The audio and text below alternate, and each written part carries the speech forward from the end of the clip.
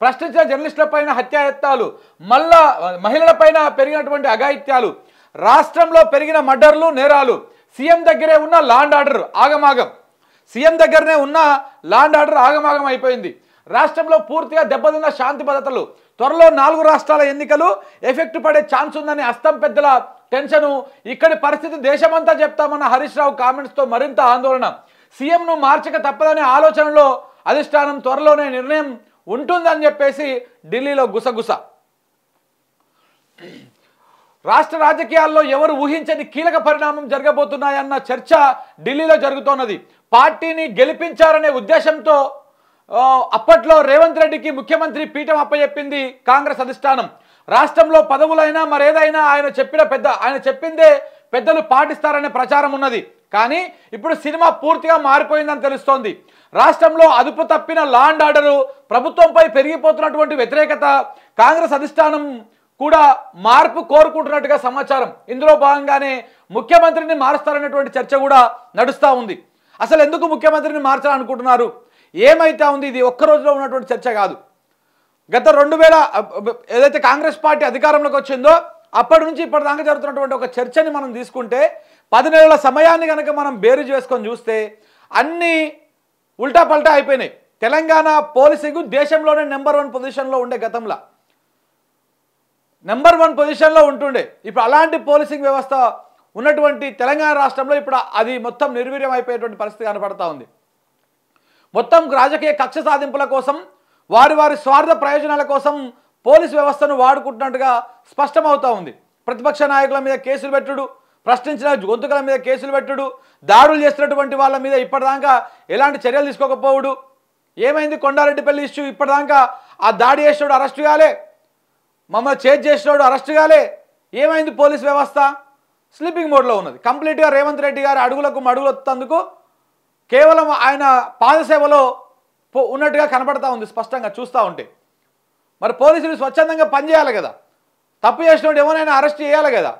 దాడులకు తెగబడితే ఇప్పటిదాకా మేము కార్ నెంబర్తో సహా పెట్టాము, వాళ్ళని ఎందుకు అరెస్ట్ చేయలేదు? ఈ విధంగా ఎన్ని మర్డర్లు అయిపోతూ ఉన్నాయి. ఈ తెలంగాణ రాష్ట్రంలో కాంగ్రెస్ పార్టీ అధికారంలోకి వచ్చినాక మర్డర్లు, మానభంగాలు, లాండ్ ఆర్డర్ అదుపు తప్పడము, నిన్న మొన్న స్వయంగా ఒక ఎమ్మెల్యే ఇంటి మీదకి గూండాలు పోయి దాడి చేసిరు. మరి అరకపూడి గాంధీ గారిని తీసుకుపోయి ఆడ తోలొచ్చింది ఇదే పోలీసులు లెక్క ప్రతిపక్ష పార్టీ నాయకులు ఆరోపిస్తున్నారు. నిజమే అనిపిస్తుంది చూస్తుంటే కూడా.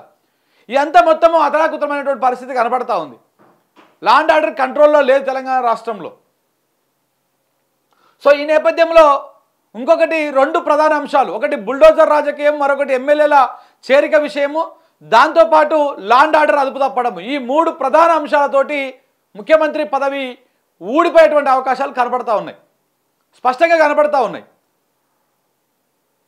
ఇంకొకటి దాంతోపాటు ఇప్పుడు ఏదైతే ఈ 4 రాష్ట్రాల ఎన్నికల్లో వాళ్ళకి కావాల్సినంత కప్పం ఇక్కడ నుంచి పోతుందా పోదా అనేటువంటి అనుమానాలు కూడా ఉన్నాయి. ఎందుకంటే ఇప్పటికే చాలా వ్యతిరేకత వచ్చింది. ఇప్పుడు ఈ హైడ్రా డ్రామా కూడా దానికోసమే మొత్తం. ఇవన్నిటి నేపథ్యంలో ఒకవేళ కనుక ఎక్కడ ఏ విధమైన ఈ 4 అంశాల్లో ఏ తేడా కొట్టినా కానీ 200% ముఖ్యమంత్రిని మార్చేటువంటి అవకాశాలు కనపడతా ఉన్నాయి. మార్పు కావాలి, కాంగ్రెస్ రావాలి అంటూ పార్టీని రేవంత్ రెడ్డి అధికారంలోకి తీసుకొచ్చారు. పాలనలో ఏ మార్పు అయితే కావాలని ఆయన కోరారో ఇప్పుడు అధిష్టానం కూడా అలాంటి మార్పునే కోరుకుంటుందని టాక్. రాష్ట్ర ముఖ్యమంత్రిని మార్చే యోచనలో కాంగ్రెస్ అధిష్టానం ఉన్నట్టు తెలుస్తుంది. గత 10 నెలలుగా రాష్ట్రంలోని పరిణామాలు, అదుపు తప్పుతున్న శాంతి భద్రతలు, అమలు కాని హామీలు, ఆగ్రహంగా ఉన్న రైతులు, ఇలా ప్రతి ఒక్క అంశాన్ని బేరుజు వేసుకొని సీఎంను మార్చక తప్పదని కాంగ్రెస్ ఢిల్లీ నేతలు భావిస్తున్నట్టుగా తెలుస్తోంది. రాష్ట్రంలో తనకు ఎదురే లేదనుకున్న సీఎం రేవంత్ రెడ్డికి తాజా పరిస్థితులు మింగుడు పడడం లేదు. మొన్నటి వరకు గౌరవించి సీనియర్లను సైతం పక్కన పెట్టి అందరం ఎక్కిస్తే రేవంత్ రెడ్డికి ఈ పరిస్థితి ఎందుకు ఎదురైంది? నిజంగానే సీఎంను మార్చేందుకు హైకమాండ్ సిద్ధమవుతుందా అంటే ఇక్కడ కొన్ని అంశాలు ఉన్నాయి, కీలక అంశాలు. అవన్నీ కూడా పాయింట్ టు పాయింట్ మీకు చెప్తా. కొంత అతిశయోక్తులకి అనిపిస్తుంది ఇది, కానీ ముఖ్యమంత్రిని మార్చడానికి రాష్ట్ర ప్రభుత్వం దగ్గర, అది ఢిల్లీ కాంగ్రెస్ పెద్దల దగ్గర పక్కడబందీ సమాచారం ఉంది. అంటే అన్ని రీజన్స్ ఉన్నాయి వాళ్ళకు, ఎందుకు మార్చాలి అనే దానికి అన్ని రీజన్స్ ఉన్నాయి వాళ్ళ దగ్గర. ఆ రీజన్స్ ఏందో కూడా చెప్తా. అమలు కాని హామీలపైన ప్రజల్లో అసంతృప్తి. 6 గ్యారంటీల పేరుతో అధికారంలోకి వచ్చిన కాంగ్రెస్ 6 నూరైనా అమలు చేస్తుందని జనం అనుకున్నారు. ఊహించని విజయాన్ని అందించిన జనానికి రేవంత్ సర్కారు తీవ్ర నిరాశకు గురి చేసింది. 10 నెలలు కావస్తున్నా ఇప్పటి వరకు హామీలను పూర్తి స్థాయిలో అమలు చేయలేకపోయింది. ఒక్క మహిళలకు ఉచిత బస్సు ప్రయాణం తప్ప మరేమీ పూర్తిగా అమలు కాలేదు. జీరో విద్యుత్ బిల్లు, మహిళలకు 2500 రూపాయలు, గ్యాస్ సిలిండర్ 500కే, రైతు భరోసా కావచ్చు, పింఛన్లు కావచ్చు, ఏది కూడా సక్రమంగా అమలు కాలేదు. కళ్యాణ లక్ష్మి పథకంలో తులం బంగారం హామీని పూర్తిగా అటకెక్కించిర్రు. దీంతో కాంగ్రెస్ ప్రభుత్వం పైన ప్రజల్లో తీవ్రమైనటువంటి అసంతృప్తి నెలకొన్నది. ఈ అసంతృప్తి మేనేజ్ చేయడంలో రేవంత్ రెడ్డి విఫలమయ్యాడని అధిష్టానం భావిస్తున్నట్లుగా సమాచారం. ఈ నేపథ్యంలో ఆయనను ముఖ్యమంత్రి పీఠం నుంచి తప్పించాలని భావిస్తున్నట్టు తెలుస్తోంది. బేసిక్గా కర్ణాటక ప్రభుత్వాన్ని ఒకసారి మనం కర్ణాటకని తెలంగాణని బేరీజు వేయండి. కర్ణాటకలో కాంగ్రెస్ పార్టీ అక్కడ 5 గ్యారంటీలు ఇచ్చింది, ఇక్కడ 6 గ్యారంటీలు ఇచ్చింది. అక్కడ 5 గ్యారంటీలు ఇచ్చి అక్కడ కొంత వాళ్ళను అందులో కొంత వాళ్ళు అమలు చేసేటువంటి ప్రయత్నం చేసిర్రు. ఏది మహిళలకు పైసలు ఇచ్చే కార్యక్రమంగా ఇట్లాంటివి కొన్ని. అయినా అక్కడ ప్రభుత్వం మీద తీవ్ర వ్యతిరేకత వస్తూ ఉంది. ఇప్పటికే స్కాములలో ఇరుక్కపోయింది కర్ణాటక. ఎందుకంటే అక్కడ బీజేపీ బలంగా ఉన్నది కాబట్టి అక్కడ స్కాములు చాలా ఈజీగా బయటకు వచ్చేస్తూ ఉన్నాయి. అంటే వీళ్ళు చేసే తప్పులు చాలా స్పీడ్గా బయటకు వస్తూ ఉన్నాయి. ఇక్కడ ప్రధాన ప్రతిపక్షంగా బీఆర్ఎస్ ఉంది కాబట్టి ఇక్కడ స్కాములు బయట పడితే బీఆర్ఎస్ బలపడుతుంది, బీజేపీకి అంత స్కోప్ ఉండదు అనేటువంటి దాంతో ఇక్కడ స్కామ్లు అంత పెద్దగా బయటపడతలేవు. చాలా రకరకాల ఫ్యాక్టర్స్ ఉన్నాయి దీని కింద మాట్లాడాలంటే. ఇప్పుడు అదే వాల్మీకి స్కామ్ ఉంది. 187 కోట్ల రూపాయలని బోయ వాల్మీకుల కోసం పెట్టినటువంటి డబ్బులని ఈ కాంగ్రెస్ పార్టీ తన రాజకీయాల కోసము మొన్న పార్లమెంట్ ఎన్నికల్లో తీసుకుంది. డబ్బులు అక్రమంగా మళ్లించింది. ఆ మళ్లించిన దాంట్లో తెలంగాణకు సంబంధించినటువంటి కీలక నేతలు కూడా ఉన్నారు. కానీ ఆ కేసు ముంగలు కోతలేదు. ఎందుకంటే ఇక్కడ ఈ విషయంలో ఇక్కడ కనుక ఏదైనా బయటకు వస్తే ఇది బీఆర్ఎస్ పార్టీకి అడ్వాంటేజ్ అవుతుంది, కానీ బీజేపీకి అడ్వాంటేజ్ అయ్యేటువంటి అవకాశాలు లేవు. స్కామ్ నిజమే చేసింది. అక్కడ ముడా స్కామ్ ఉంది, ఇంకోటి ఎయిర్ ఫోర్స్కి సంబంధించినటువంటి ల్యాండ్స్కి సంబంధించినటువంటి కుంభకోణం ఉంది. ఇట్లా కర్ణాటక ప్రభుత్వం మొత్తం కుంభకోణాలమయం అయిపోయింది. దాంట్లో ప్రధాన పాత్ర కూడా ఆ కుంభకోణాలల్లో తెలంగాణకు సంబంధించినటువంటి కాంగ్రెస్ నాయకుల హస్తం కూడా ఉన్నది. కానీ వీళ్ళ పేర్లు బయటకు రావడం లేదు. ఇంకా ఇది పూర్తి స్థాయిలో వీళ్ళని విచారించేటువంటి అవకాశాలు తక్కువగా ఉన్నాయి. ఎందుకంటే కొంత బీజేపీ ఇక్కడ డబుల్ గేమ్ ఆడుతూ ఉంటుంది. అక్కడ కర్ణాటకలో వాళ్ళకు అధికారం వచ్చేటువంటి అవకాశం ఉంటుంది, లేదా కూడా అందులోకి వెళ్ళి ఒక చీలిక తీసుకొచ్చినా కానీ బీజేపీ అక్కడ అధికారంకి వచ్చేటువంటి ఛాన్సెస్ ఉంటుంది. కానీ ఇక్కడ ఆ స్కోప్ లేదు. ఇక్కడ బీఆర్ఎస్ బలపడుతుంది అని చెప్పేసి బీజేపీ చాలా చాకచక్యంగా ఇక్కడ వ్యవహరిస్తూ ఉంది. సో ఇట్లా అమలు కాని హామీలతోటి కంప్లీట్గా ఒక ప్రజల లోపల ఒక తీవ్రమైనటువంటి అసంతృప్తి వచ్చిన మాట వాస్తవం. ఏ ఒక్క ఫ్రీ బస్ అనేది తప్ప ఇంకా ఏది కూడా ఈ తెలంగాణ రాష్ట్రంలో 6 గ్యారంటీలు ఇచ్చారు. ఆ 6 గ్యారంటీలలో ఒక్కొక్క గ్యారంటీ కింద 2 3 హామీలు ఉన్నాయి. మొత్తం 13 హామీలు ఉన్నాయి. ఈ 13 హామీలు 6 గ్యారంటీలు ఏవి కూడా అమలు కాలే. పాపం ముసలోళ్ళ పింఛన్లు అయితే చాలామంది కేసీఆర్ 2000 ఇస్తుండు కదా, ఈయన 4000 ఇస్తారని చెప్పేసి ఆశ కొద్ది కాంగ్రెస్ పార్టీకి ఓట్లు వేసారు. కానీ ముసలోళ్ళ నోట్లో మట్టి కొట్టినట్టు అయిపోయింది. ఈ పింఛన్ కూడా 2 నెలలకు ఒకసారి 3 నెలలకు ఒకసారి ఇస్తున్నటువంటి పరిస్థితి కనబడతా ఉన్నది. ఇక పూర్తిగా క్షీణించిన శాంతి భద్రతలు, లా అండ్ ఆర్డరు పూర్తిగా అదుపు తప్పిపోయింది తెలంగాణ రాష్ట్రంలో. సీఎంను మార్చాలి అని చెప్పడానికి ఇదొక కారణం.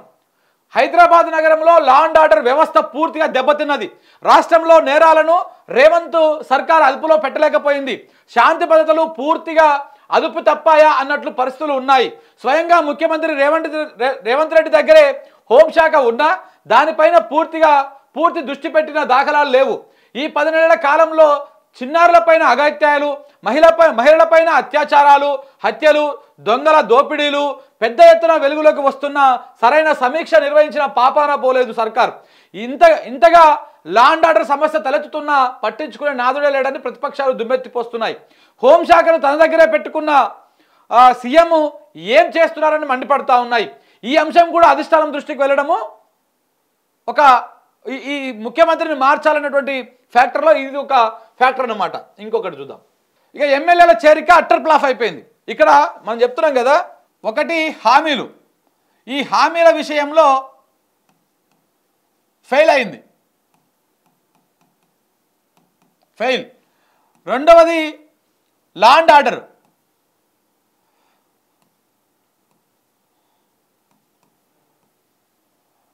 సో ఇక్కడ కూడా ఫెయిల్ అయిపోయింది. మూడవది ఎమ్మెల్యేల ఇష్యూ.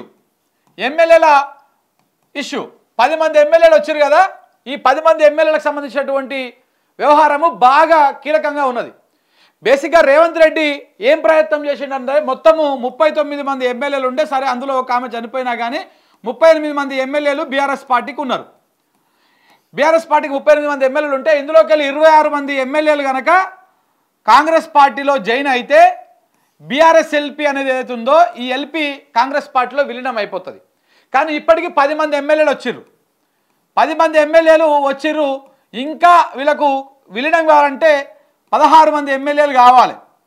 ఇంకా 16 మంది ఎమ్మెల్యేలు కావాలి వీళ్ళకు. కానీ 16 మంది ఎమ్మెల్యేలు బీఆర్ఎస్ పార్టీ నుంచి వచ్చేటువంటి అవకాశం లేదు. ఇప్పుడున్నటువంటి 28 మందిలో 16 మంది అంటే మెజారిటీ మెంబర్స్ రావాలి, కానీ వచ్చేటువంటి అవకాశాలు లేవు. సో దీంతో ఏం చేస్తూ ఉన్నారంటే ఇప్పుడు నిన్న కొత్త చర్చ ఒకటి బయటకు వచ్చింది. సో ఇట్లా విలీనం అవకాశం లేకుండా పోతూ ఉంది కాబట్టి విలీనం చేసేటువంటి అవకాశాలు తక్కువగా ఉన్నాయి కాబట్టి నిన్న శివారెడ్డి అన్న వాళ్ళు వీళ్ళు చెప్పారు విలీనమయ్యేటువంటి అవకాశాలు లేవు. 16 మంది ఎమ్మెల్యేలు వచ్చేటువంటి అవకాశం లేదు కాబట్టి ఇంకొక 10 మంది ఎమ్మెల్యేలను గుంజుతారు. ఈ 10కి ఇంకొక 10 మంది ఎమ్మెల్యేలను గుంజి మొత్తం 20 మంది ఎమ్మెల్యేలను చేసి ఇంకా వీళ్ళకు పార్టీ విలీనం కావాలంటే ఇంకా 6 కావాలి. కానీ 6 వచ్చేటువంటి అవకాశం లేదు. అప్పుడు ఇక్కడ 18 మంది మాత్రమే ఉంటారు బీఆర్ఎస్కు ఎమ్మెల్యేలు. ఇక్కడ బీఆర్ఎస్ రెబల్ ఎమ్మెల్యేలు 20 మంది ఉంటారు. సో కాబట్టి 20 మంది బీఆర్ఎస్ ఎమ్మెల్యేలు ఉంటారు. ఈ 20 మందిలో ఉంటారు కాబట్టి ఇప్పుడు కేసీఆర్ను ప్రతిపక్ష నాయకుడిగా ఎల్ఓపిగా దింపేయాలనేటువంటి ఆలోచనతో ఇక్కడ వీళ్ళను 10 మందిని గుంజేటువంటి అవకాశం ఉంది అని చెప్పేసి నిన్న చాలామంది విశ్లేషకులు చెప్పారు, కొంతమంది మాట్లాడారు దీని మీద. సో ఆ 10 మంది కూడా మరి 28 మందిలోకి వెళ్ళి పోతారా పోరా అనేది కూడా చూడాలి ఏమవుతుంది అనేది. సో అంత ఈజీగా ఉండదు. 10 మంది పోయేటోళ్ళు ఎవరు లేరు. ఇప్పుడు ఉన్నటువంటి 28 మందిలో ఒకవేళ పార్టీ మారాలనుకున్నటువంటి వాళ్ళు ఉంటే నాకు తెలిసి 4-5 ఉన్నారు. 4-5 ఉన్నారు. ఇప్పుడు ఎల్బీ నగర్ ఎమ్మెల్యే దేవిరెడ్డి సుధీర్ రెడ్డి చాలా తీవ్రంగా ప్రయత్నం చేస్తున్నట్టు తెలుస్తూ ఉంది కాంగ్రెస్ పార్టీలోకి పోవడానికి. అందుకే ఆయన బీఆర్ఎస్ పార్టీ కార్యక్రమాల్లో కానీ ఎక్కడ కానీ ఆయన కనపడతలేడు. దాంతోపాటు ఈ అంబర్పేట ఎమ్మెల్యే కావచ్చు, ఇట్లా కొంతమంది అక్కడిక్కడ ఒక 4-5 ఉన్నారు. పార్టీలు మారేటువంటి అవకాశం ఉన్నది, కానీ మిగతా వాళ్ళు లేరు. ఒకవేళ లేకపోతే ఇట్లా ఎల్ఓపి కనుక కేసీఆర్ నుంచి దింపేయగలిగితే అప్పుడు వీళ్ళ వేటు పడేటువంటి అవకాశాలు కూడా తక్కువగా ఉన్నాయి. ఈ నెల అంటే ఈ 4 వారాల లోపలనే ఈ విధంగా ప్రయత్నం చేయాలనేటువంటి ప్రయత్నం చేస్తూ ఉన్నారు. కానీ అంత ఈజీగా అయ్యేటువంటి అవకాశం లేదు. 10 మంది ఎమ్మెల్యేలు ఇప్పుడు ఉన్న పలంగా వచ్చేటువంటి అవకాశాలు చాలా తక్కువ కనపడుతూ ఉన్నాయి. 10 మంది ఎమ్మెల్యేలు అంత కట్టర్ అంటే కేసీఆర్కు నమ్మిన బండు లెక్కున్నటువంటి వాళ్ళే. ఒకవేళ పోతే గీతే ఎవరు పోతారు? 4-5 పోతారు. కొంతమంది మ్యూట్గా ఉన్నారు చూస్తావా. గెలిచినటువంటి వాళ్ళు గెలిచిన బీఆర్ఎస్ ఎమ్మెల్యేలు కొంతమంది ఎక్కడ ప్రజల్లో కనపడతలేరు. ఇంత ప్రజలు ఇబ్బందులు పడుతూ ఉన్నా ఎక్కడికి వచ్చి రోడ్ల మీదకి వచ్చి ఆందోళన చేస్తలేరు, ప్రజల పక్షాన కొట్లాడతలేరు. వాళ్ళు మాత్రమే పోయేటువంటి అవకాశాలు కనపడతా ఉన్నాయి. హైదరాబాద్ సంబంధించినటువంటి ఒక 4 అటు 4-5 మాత్రము పోయేటువంటి అవకాశాలు కనపడతా ఉన్నాయి. ఒకవేళ పోతే అయినా కానీ ఇక్కడ ఎల్ఓపి దింపేటువంటి అవకాశం లేదు. ఒకవేళ కనుక రేపు 3 మీద కడియం శ్రీహరి మీద, తెల్లం వెంకట్రావు మీద, దానం నాగేందర్ మీద ఈ 3 మీద వేటు పడింది అనుకో 200% ఎవ్వడు ఓడిగా. ఈ పోవాలని ప్రయత్నం చేస్తూ కూడా ఆపేసుకుంటారు, వాళ్ళ ఆలోచన విరమించేసుకుంటారు. సో కాబట్టి ఎవరు పోయేటువంటి అవకాశం ఉండదు అప్పుడు. కానీ ఆ లోపలనే ఏదైతే కోర్టు 4 వారాల సమయం ఇచ్చిందో, ఈ 4 వీక్స్ సమయం ఇచ్చిందో, ఈ 4 వారాల లోపలనే 10 మంది ఎమ్మెల్యేలను గుంజాలనేటువంటి ప్రయత్నము రేవంత్ రెడ్డి చేస్తున్నాడు త్రూ చంద్రబాబు నాయుడు.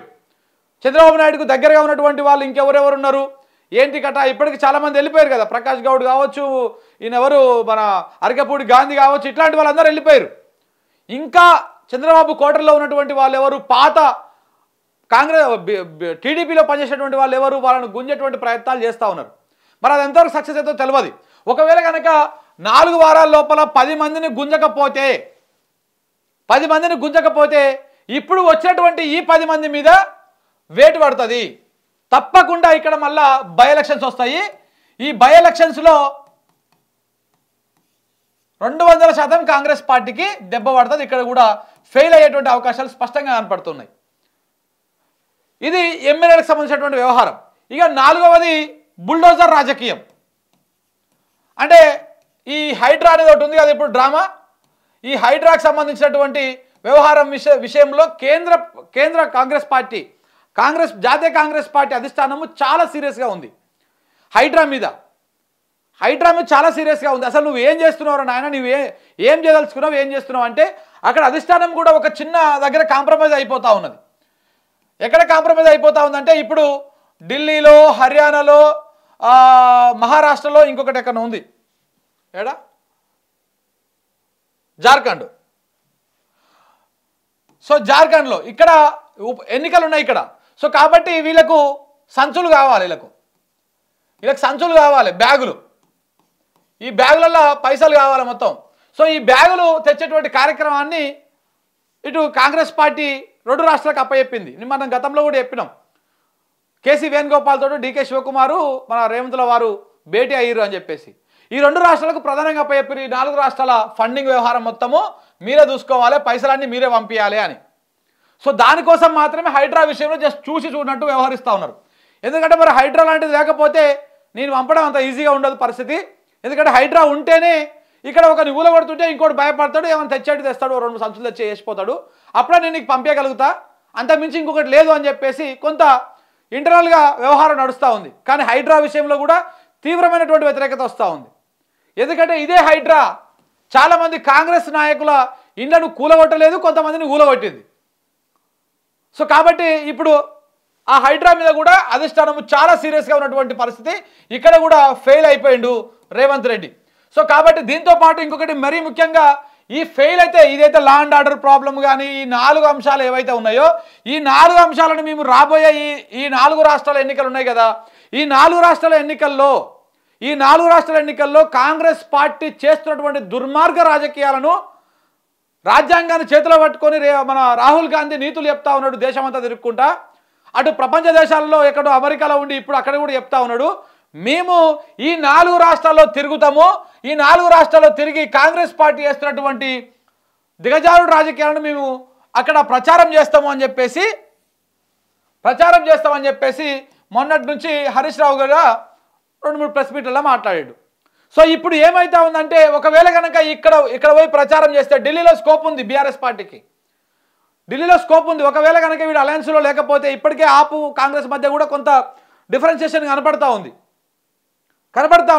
సో కాబట్టి రేపు ఒకవేళ ఆపు కనుక ఒంటరిగా పోటీ చేసింది అనుకో ఢిల్లీలో, మిగతా రాష్ట్రాల్లో ఆపుకు సపోర్ట్గా వీళ్ళు పోయి ప్రచారం చేసినా కానీ ఆశ్చర్యపోవాల్సినటువంటి అవసరం లేదు. ఆపుకు మద్దతుగా పోయి కాంగ్రెస్ పార్టీ నీచ రాజకీయాలను చెప్పడంతో పాటు బీజేపీ రాజకీయాలను రెండింటినీ అక్కడికి వెళ్ళి వీళ్ళు ప్రచారం చేసినా కానీ చేసేటువంటి అవకాశాలు కనపడతా ఉన్నాయి. సో కాబట్టి కాంగ్రెస్కే బొక్కబడతా ఉంది ఎటు చూసుకున్నా. ఒకవేళ కనుక ఇక్కడ రేవంత్ రెడ్డిని సీఎంగా మార్చేసినట్టుగా కొంత రాజకీయం మారిపోతుంది, కొంత వీళ్ళు స్టేట్కే పరిమితమైనటువంటి అవకాశం కనపడుతుంది. ఎట్లా నిండా మునిగినా ఇంకా ఏముంటుంది మునిగేదని చెప్పేసి బరి తెగించి బీఆర్ఎస్ పార్టీ కనుక ఢిల్లీలోనో, హర్యానాలోనో, జార్ఖండ్లోనో, మహారాష్ట్రలో కొంత ఇన్ఫ్లుయెన్స్ చేయగలదు ఇప్పుడు బీఆర్ఎస్ పార్టీ. ఎందుకంటే ఇప్పటికే అక్కడ కొంత క్యాడర్ని, కొంత లీడర్లను అక్కడ వాళ్ళు చేసుకున్నారు. సో కాబట్టి అక్కడ కనుక వీళ్ళు పోయి ప్రచారం చేస్తే ఆ బొక్క కాంగ్రెస్ పార్టీకే పడుతుంది. కాంగ్రెస్ పార్టీకి వ్యతిరేకంగా వీళ్ళు పోయి ప్రచారం చేసినప్పుడు ఆపుకు మద్దతుగానో లేకపోతే స్థానికంగా ఉన్నటువంటి ఆ పార్టీలకు మద్దతుగా పోయి వీళ్ళు ప్రచారం చేస్తే బొక్క కాంగ్రెస్ పార్టీకే పడుతుంది. సో కాబట్టి ఈ విషయాన్ని కాంగ్రెస్ అధిష్టానం చాలా సీరియస్గా తీసుకున్నట్టుగా అర్థమవుతా ఉంది. సో కాబట్టి ఏది ఏమైనా ఇప్పుడు ముఖ్యమంత్రి పదవి నుంచి రేవంత్ రెడ్డిని దింపేసేటువంటి అవకాశాలు ఉన్నాయనేది ఢిల్లీ నుంచి వస్తున్నటువంటి లీకులు. మరి దింపితే ఎవరు ఎక్కిస్తారంటే ఉత్తమ్ కుమార్ రెడ్డి కానీ బట్టికి కానీ ఇద్దరికి అవకాశాలు ఉన్నాయి ఒకవేళ ఈయన దిగిపోతే. సో కాబట్టి ఏం జరగబోతుంది అనేది రానున్న రోజుల్లో చూడాల్సినటువంటి అవసరం ఉంది. ఇన్ని ఫ్యాక్టర్స్, ప్రధానంగా ఈ 5 ఫ్యాక్టర్లు రేవంత్ రెడ్డిని మార్చడానికి బలం చేకూరుస్తూ ఉన్నాయి. ఆ ఉప ఎన్నికలు వస్తే ఉప ఎన్నికల్లో కూడా గెలిచే అవకాశం ఉండదు. ఇప్పుడు సపోజు స్టేషన్ గన్పూర్ తీసుకోండి, స్టేషన్ గన్పూర్లో ఉప ఎన్నికలు వస్తే ఇప్పుడు స్టేషన్ గన్పూర్లో మళ్ళా కాంగ్రెస్ పార్టీ గెలిచే అవకాశం ఉందా? ప్రజలలో ఇప్పటికే తీవ్రమైనటువంటి వ్యతిరేకత వచ్చింది. మళ్ళీ వాళ్ళు గెలిచేటువంటి స్కోప్ కనపడతా ఉందా? లేదు. సో మొన్న అరికపూడి గాంధీని కంట్రోల్ చేయకపోవడము రేవంత్ రెడ్డి తన గోతును తాను నవ్వుకున్నట్టే అనుకుంటున్నాడు ఇక్కడ. అంటే ఒకవేళ రేపు జిహెచ్ఎంసీ ఎన్నికల్లో దెబ్బ పడ్డా, సెటిల్ అన్నందరూ కాంగ్రెస్ పార్టీకి ఓటేసినా కానీ అది పెద్దగా ఇంపాక్ట్ చూపించదు. వచ్చే ఎన్నికల నాటికి దాని మీద ఏం పెద్దగా ఎఫెక్ట్ పడేటువంటి అవకాశం లేదు. ఎందుకంటే అప్పటికి ఇప్పటికి సినిమా మారిపోతుంది. హైదరాబాద్లో ఉన్నటువంటి వాళ్ళు కూడా చూస్తూ ఉన్నారు. సో కాబట్టి ఇప్పుడు ఏంటంటే ఇదంతా రేవంత్ రెడ్డి తన గోతులు తాను తోముకున్నాడు. ఇవాళ ముఖ్యమంత్రి పదవి ఆయన చేజేతిలా పోగొట్టుకున్నట్టుగా కనపడతా ఉంది రానున్న రోజుల్లో. అదంతా ఆయన దుందుడుకుతనము, ఆయన దూకుడు వ్యవహారము, వెనక ముంగలు ఆలోచించకపోవడము, దీనివల్లనే జరుగుతున్నటువంటి వ్యవహారం ఇదంతా. 100% ఇవాళ కాకపోయినా రేపటి ఎల్లుండి ఎప్పుడో ఒక రోజు ఈ సంవత్సరం లోపలనే దీని మీద ఒక రకమైన స్పష్టత వచ్చేటువంటి అవకాశాలు కనపడతా ఉన్నాయి.